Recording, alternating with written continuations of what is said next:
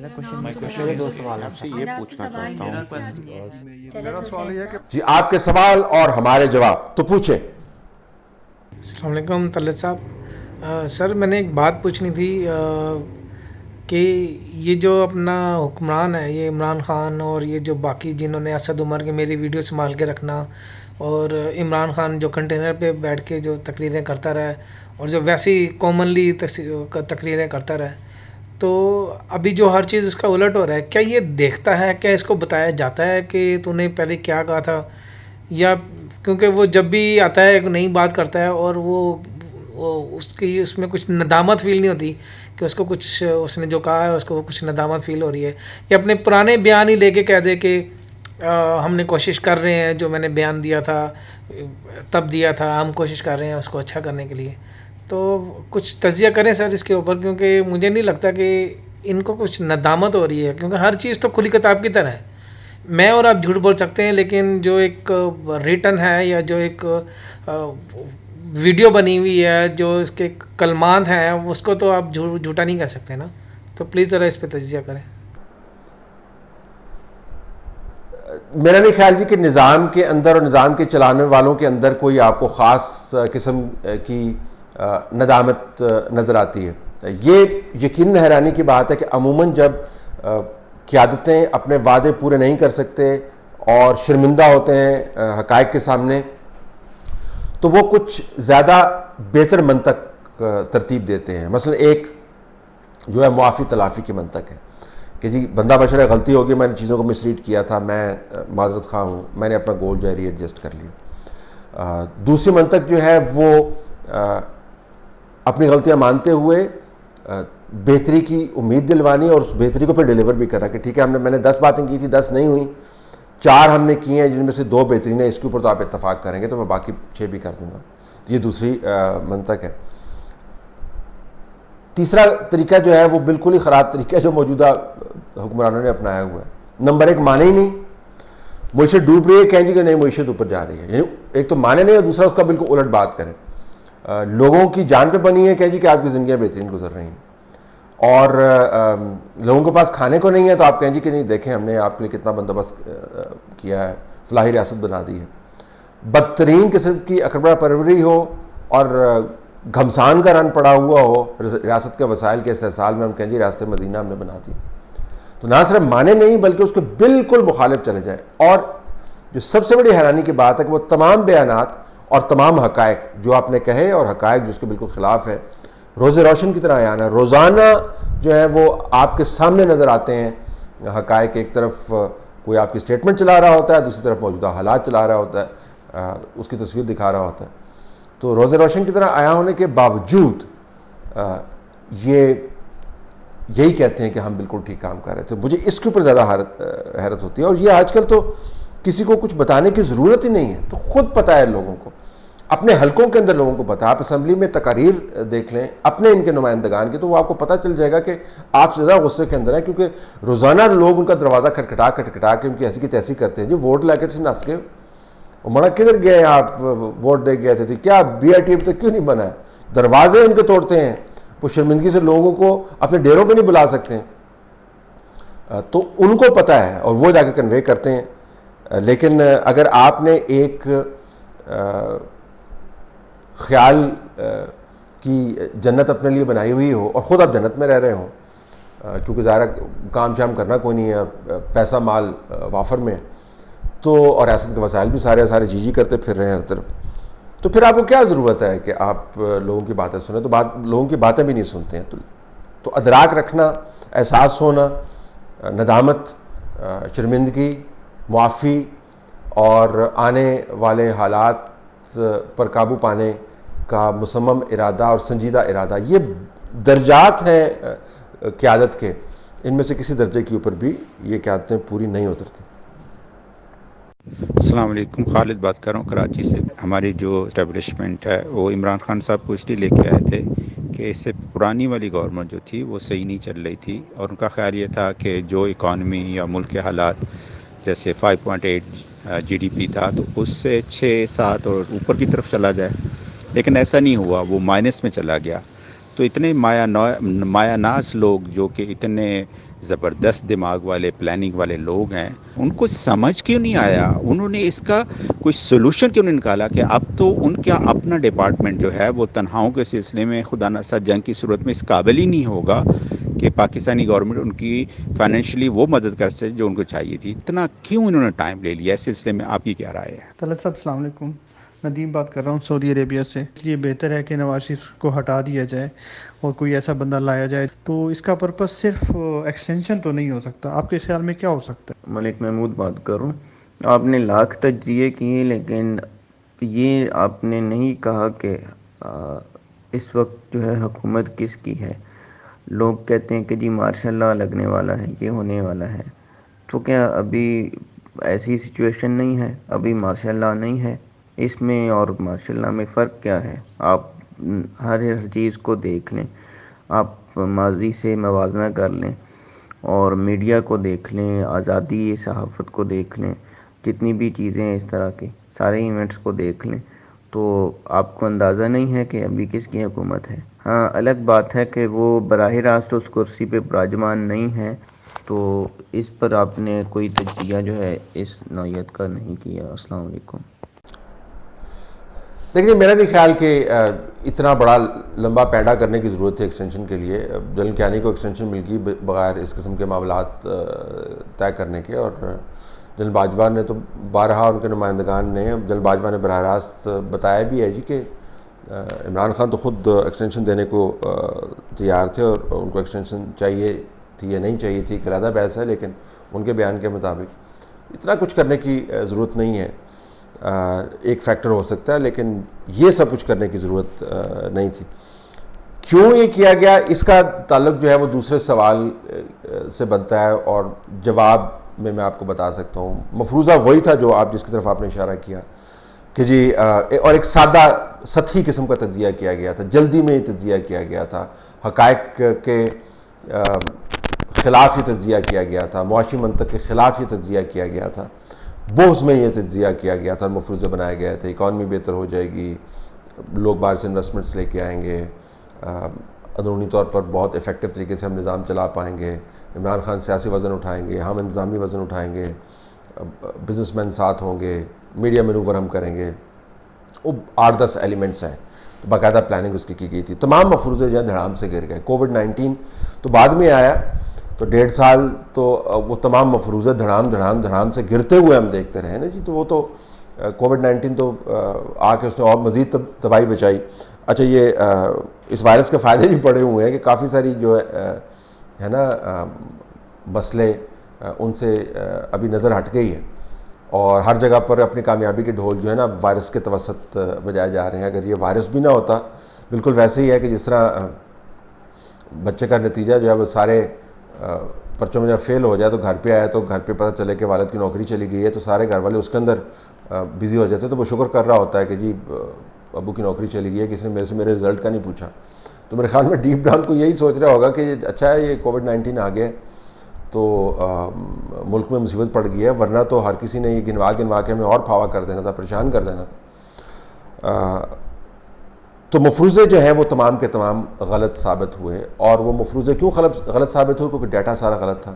مفروضے کیوں غلط ثابت ہوئے؟ کیونکہ سطحی تجزیہ کیا گیا تھا۔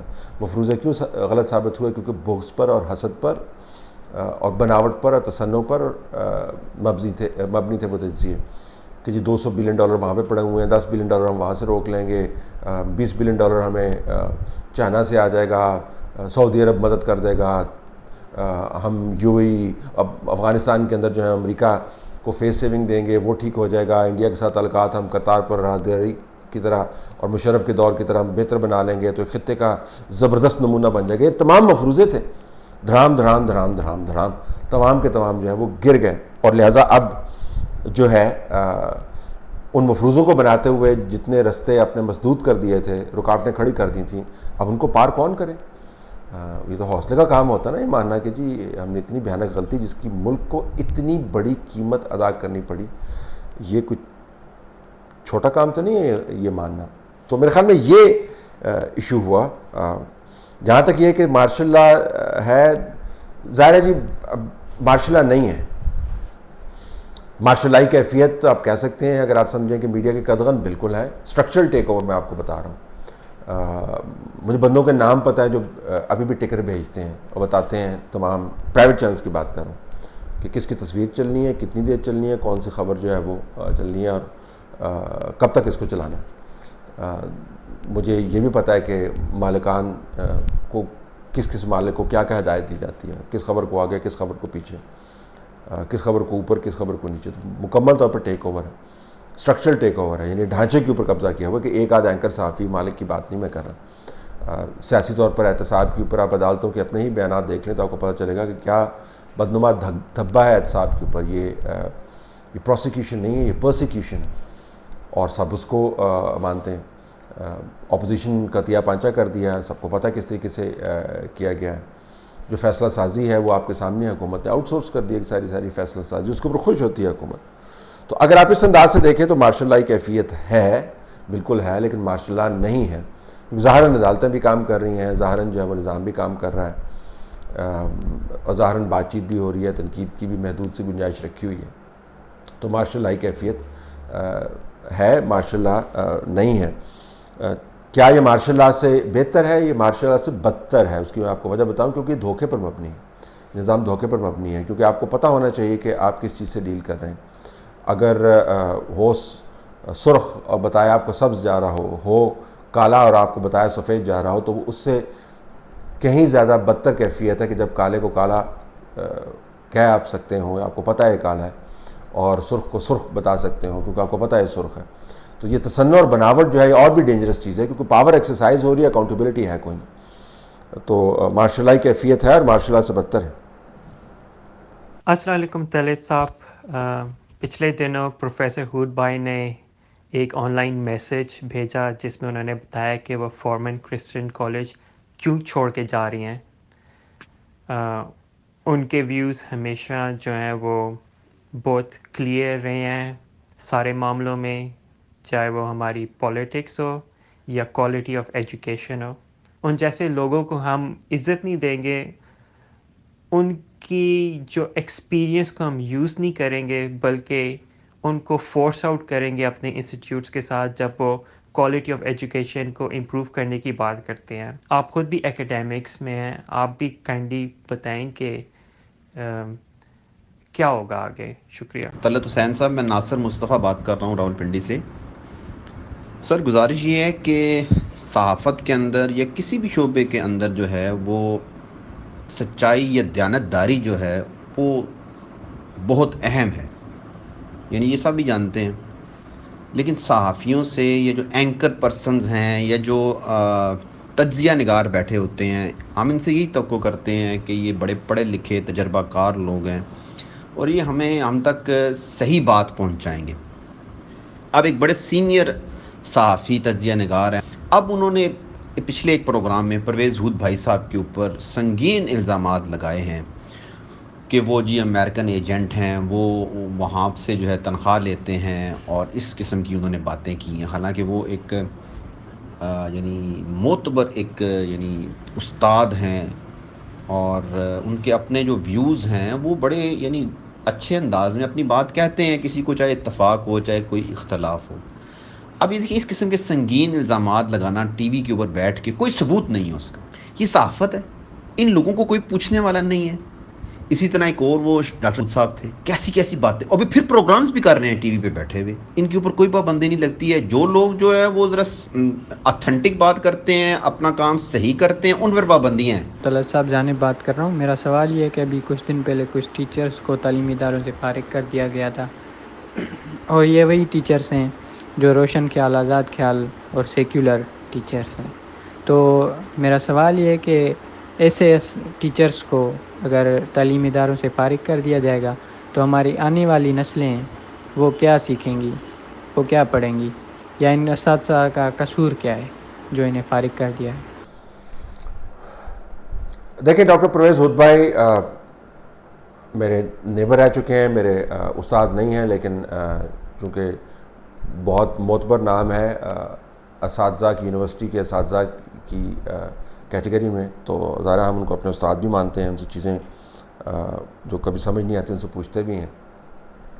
میرے ان سے درجنوں اختلافات ہیں، اور آپ کو سن کے آپ کو یاد نہیں ہوگا، کافی پہلے کی بات ہے، جب نیوکلیئر ڈیبیٹس ہوتی تھیں تو ڈاکٹر پرویز ہدبائی کا point of view, doctor Zia Mian کا پوائنٹ آف ویو ایک طرف ہوتا تھا، میرا پوائنٹ آف ویو اور دوسرے چند ایک لوگوں کا پوائنٹ آف ویو دوسری طرف ہوتا تھا، پاکستان کی نیوکلیئر پاور کے اوپر، ڈیفنس ایکسپینڈیچر کے اوپر، اور یہ آرگومنٹس جو ہیں لکھے ہوئے آرگومنٹس، آرٹیکلس کی صورت میں یہ ڈیبیٹ ہوتی تھی، اور کبھی اس کو بنیاد بنا کر ہم نے جو ہے ایک دوسرے کو برا بھلا یا جو کہا جائے کہ جی آپ محب وطن نہیں ہیں، اس طرف جانے کی ضرورت ہی نہیں ہے بھائی۔ اگر وہ پاکستان کا پاسپورٹ ہولڈر ہے، پاکستان کا آئی ڈی کارڈ اس کے پاس ہے، پاکستان کے اندر وہ ٹیکس دیتا ہے، تو ظاہر ہے پاکستانی ہے۔ اب وہ اتنا پاکستانی ہے نا کہ ٹیکس دے رہا ہے، اتنا پاکستانی ہے کہ اس کے پاس پاسپورٹ ہے، آئی ڈی کارڈ ہے، اور یہاں پہ وہ رہتا ہے اور اسی سرزمین کے ساتھ وہ منسلک ہے۔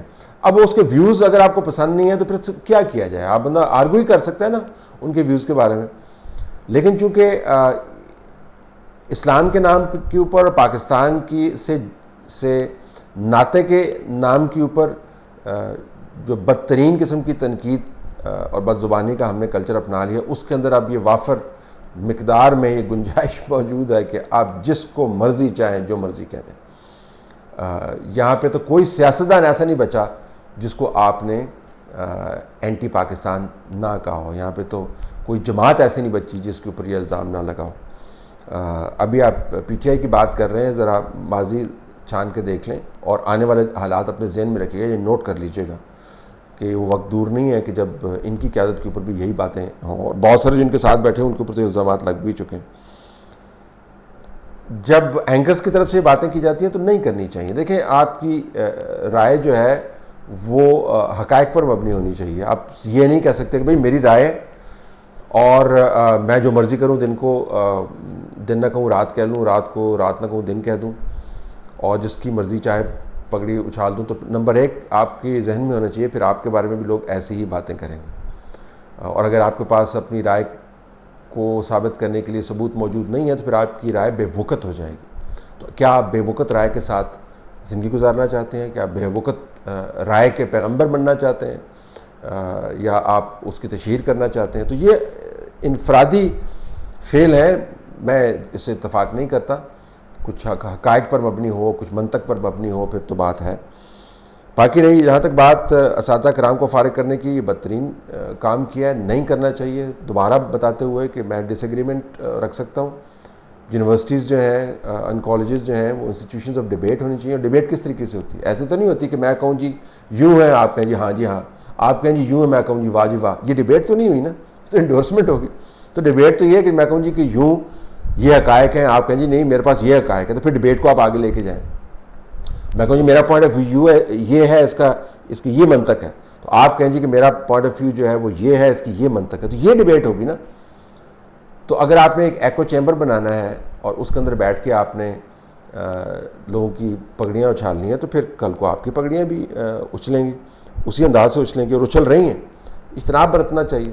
ٹیچروں کو اس طرح فارغ کرنے سے آپ نہ جذبہ حب الوطنی کو فروغ دیتے ہیں، نہ آپ جو پڑھانے والا طبقہ ہے اور جو پڑھنے والا طبقہ ہے اس کی مستقبل کو سنوار رہے ہیں۔ آپ کچھ نہیں کر رہے ہیں، آپ ایک بہت ہی چھوٹی حرکت کر رہے ہیں جس کی کسی بھی اچھے ادب پرست معاشرے کے اندر گنجائش نہیں ہونی چاہیے۔ یاسر بات کر رہے ہیں سویڈن سے۔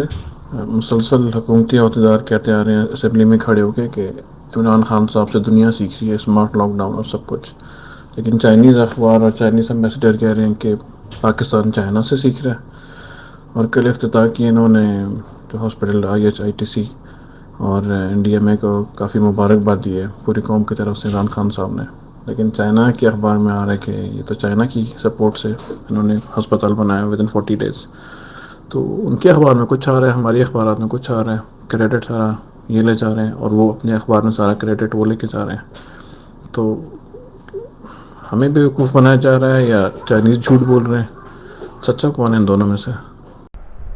تو آپ کو کرنا ہی چاہیے کہ آپ چائنا اور پاکستان کے اخبار ملا کے پڑھیں تاکہ آپ کے سامنے تصویر مکمل ہو۔ وہ خبر میں نے دیکھی ہے، دو ویب سائٹس پر بھی چھپی ہے۔